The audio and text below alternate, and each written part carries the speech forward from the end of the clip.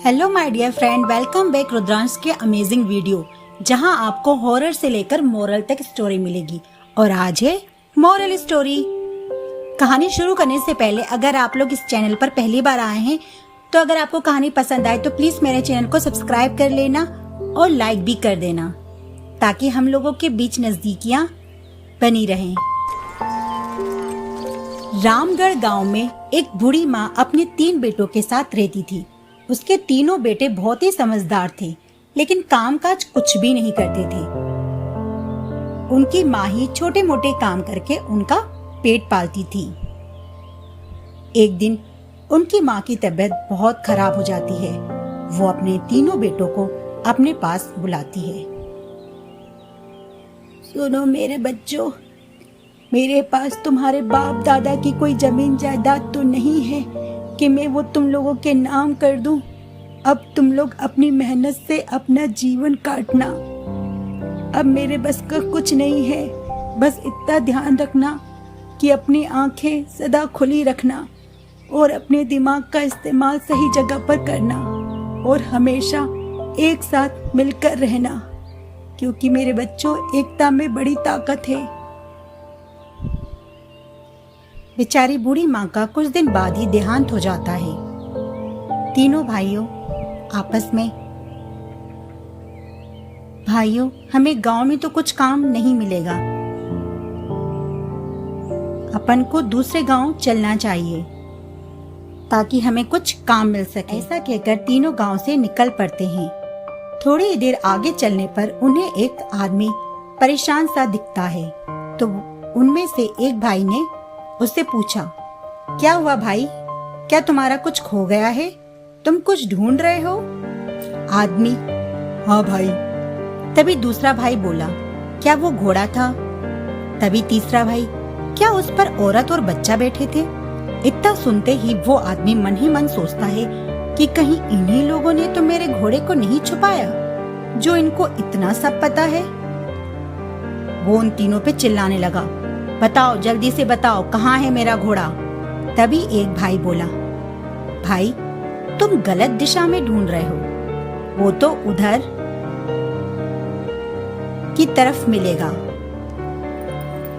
वो आदमी उनसे बोला, तुम ही लोगों ने मेरा घोड़ा छुपाया है, कहाँ है? एक भाई बोला, क्या भाई, भलाई का तो कोई जमाना ही नहीं है। एक तो हम तुम्हारी मदद कर रहे हैं और तुम हमें ही चोर समझ रहे हो। क्यों ना समझूं, मैंने तो तुम लोगों को कुछ भी नहीं बताया, फिर तुम्हें इतना सब कैसे पता? भाई, हम अपनी समझदारी से तुम्हें ये सब बता रहे हैं। अच्छा, मुझे कुछ नहीं पता। तुम लोगों को मेरे साथ राजा के पास चलना पड़ेगा, अब वही इसका फैसला करेंगे। हाँ हाँ चलो, हमें क्या परेशानी है, हमने कौन सी कोई चोरी की है कि हम डरे। चलो। सभी उस गांव के राजा के पास जाते हैं। राजा, बताओ क्या समस्या है? आदमी, महाराज, मैं व्यापार के लिए दूसरे नगर जा रहा था और मेरे साथ घोड़ा भी था जिस पर मेरी पत्नी और मेरा बच्चा बैठा था। वो पीछे के पीछे कहीं चले गए और जब मैं उन्हें ढूंढ रहा था तब मुझे ये तीनों मिले। मैंने इन्हें कुछ भी नहीं बताया था महाराज, पर इन्हें सब खुद ही पता चल गया। तो इनसे पूछिए कि कहाँ है मेरा परिवार। महाराज बोले, क्यों, इस बारे में तुम तीनों क्या बोलना चाहते हो? चुपचाप से बता दो कि कहाँ है इसका घोड़ा, वरना। तभी एक भाई बोला, महाराज, हमने घोड़े को नहीं देखा, लेकिन हमें पता है कि वो किस तरफ गया है। हमने इन्हें बताया भी था, पर ये तो हमें ही चोर समझ रहे हैं। अच्छा, तुमने देखा नहीं तो तुम लोगों को पता कैसे चला? महाराज, हमारी बुद्धिमानी और समझदारी से। अच्छा, क्या तुम इतने बुद्धिमान हो? ऐसा है तो मैं तुम लोगों की एक परीक्षा लेता हूँ।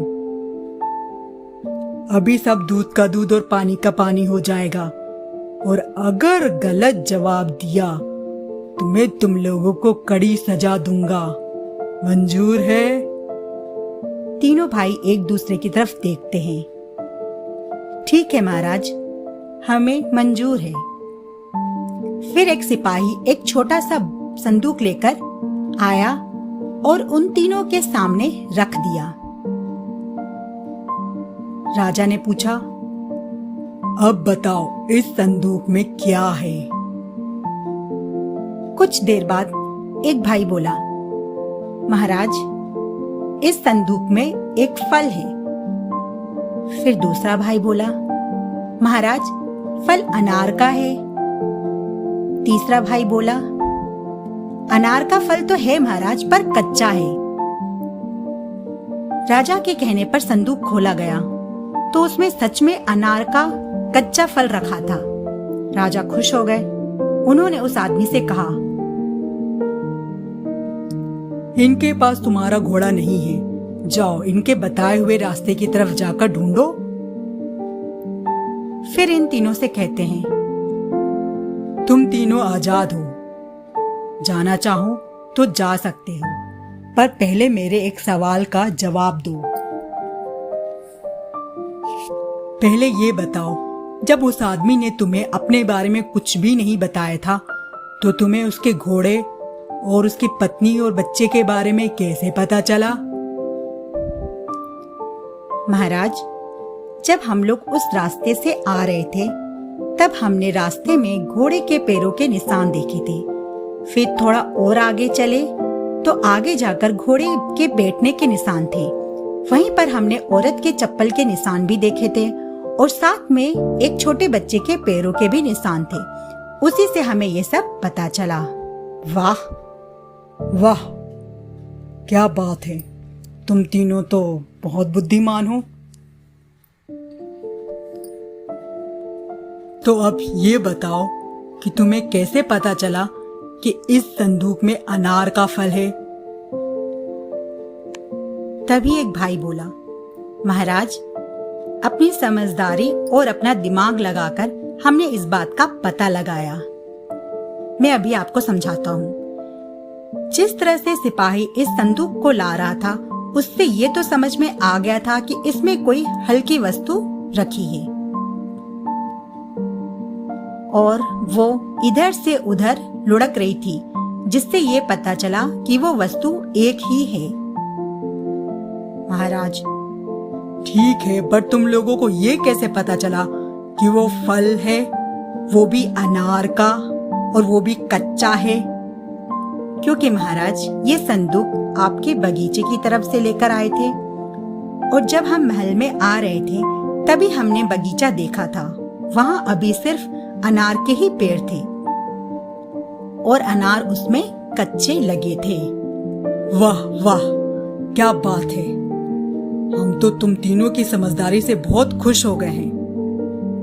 महाराज इन तीनों को इनाम देते हैं और अपनी सभा में भी शामिल कर लेते हैं।